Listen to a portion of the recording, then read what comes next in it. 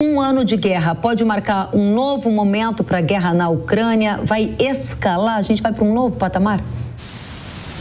Veja bem, Kelly, satisfação também ao Jefferson e ao Carlos. A minha tese é que essa guerra ela precisa ser entendida em 20 dias antes da guerra. Né? O que aconteceu 20 dias a um ano atrás, antes dessa guerra, no dia 4 de fevereiro?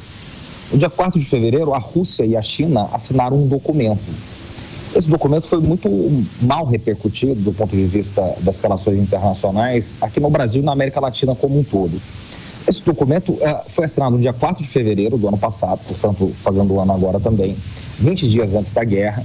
Ele foi assinado por Putin e Xi Jinping. Foi o primeiro dia das Olimpíadas de Inverno em Pequim. O Putin vai a Xi Jinping, é a primeira viagem dele pós-pandemia. Há uma foto emblemática, né? As bandeiras russas, as bandeiras chinesas, um aperto de mãos ali.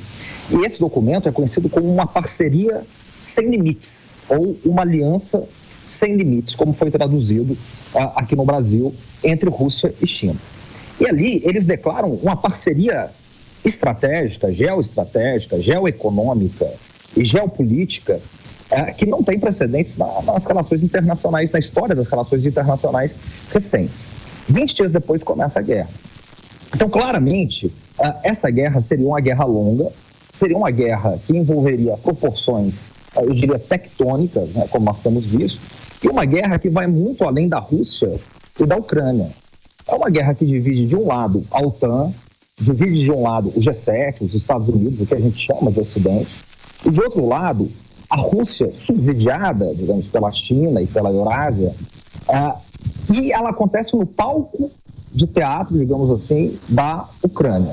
Mas eu diria que, como eu disse desde o início, né, que essa guerra deve ser uma guerra longa, que deve se intensificar, né, há dois sinais claros disso. A OTAN está vendo mais equipamentos do lado do Ocidente e a Rússia está preparando mais uma ofensiva agora para o mês de março e abril. Então você está prevendo uma escalada da guerra depois desse um ano. Obrigada, Pedro. E a partir daqui eu passo para você, Kogo. Uma escalada da guerra geraria que tipo de efeitos para quem trabalha com agro, na sua opinião? Mais desafios ou oportunidades? Você trabalha com o cenário de uma escalada também, Kogo?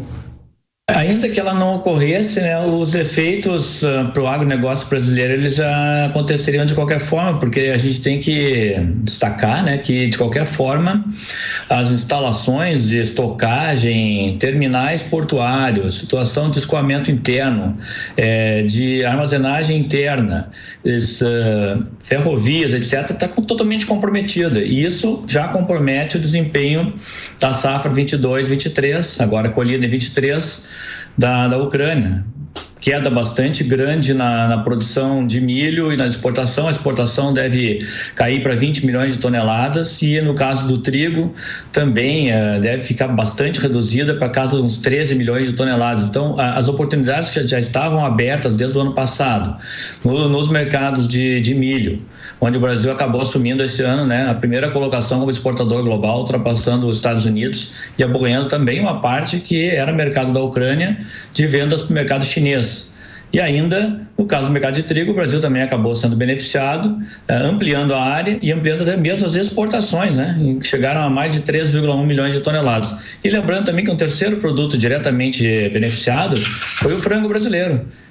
Pauta agora toda essa polêmica da gripe aviária, né? Mas o frango brasileiro também ganhou mercado, bateu recorde de exportação, já que a Ucrânia também era um supridor do bloco europeu. Então você acredita que os efeitos que teriam que acontecer já aconteceram?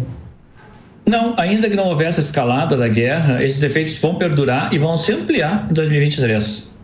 Vão perdurar e se ampliar em 2023 pelo simples fato, me perdoem aqui pela expressão, sim, da continuidade da guerra. Claro, e pela questão de tempo longo ainda a ser recuperado a infraestrutura, né, ucraniana, que não vai acontecer 1 ou 2, 3 meses depois que ainda encerrada a guerra, coisa que está fora do horizonte nesse momento, fora do radar. Então, ainda que ela acabasse essa guerra, supondo em junho ou julho, levaria talvez mais de um ano para reparar a infraestrutura ucraniana. Então, esses efeitos podem perdurar por todo o ano de 23 e ainda pode estender para 2024, ou a perder de vista. Muito bem, obrigada, Carlos Kogo. Jefferson, chegamos na sua área de fertilizantes. O que vai acontecer o mercado de fertilizantes, com a continuidade da guerra ou ainda com uma escalada a partir agora desse novo momento que a gente vai completar um ano de conflito entre Rússia e Ucrânia? O cenário hoje é muito diferente do que nós tínhamos lá quando nós conversávamos no mês de janeiro, mês de fevereiro. Hoje o mercado, de uma certa forma, ele se acostumou a negociar com os russos o fertilizante. Ano passado nós importamos mais ou menos 38 milhões de toneladas, dos quais 20% vieram da Rússia. Ou seja, nós praticamente não mudamos essa comercialização com a Rússia do fertilizante. Nós continuamos comprando cloreto, MAP, ureia normalmente. Quando a guerra estourou, me recordo muito bem, nós conversávamos que a Rússia poderia parar de exportar. E ela não fez isso, sobretudo para o Brasil. Os demais países, obviamente, reduziram.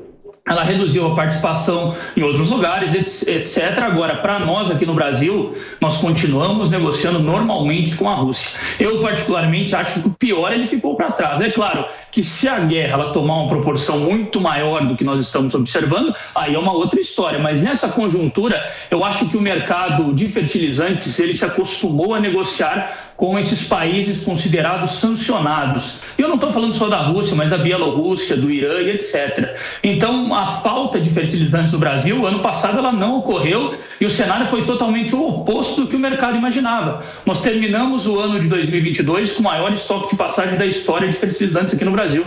Nós não temos o número oficial, mas é algo na casa de 9, 10 milhões de toneladas.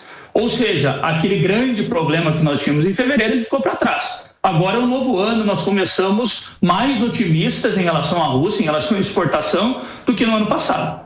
Muito bem, risco de faltar fertilizante, você está dizendo que não tem, e risco de voltar a ver aqueles preços historicamente altos que a gente viu em 2022 também está descartado, porque o preço do fertilizante caiu bastante.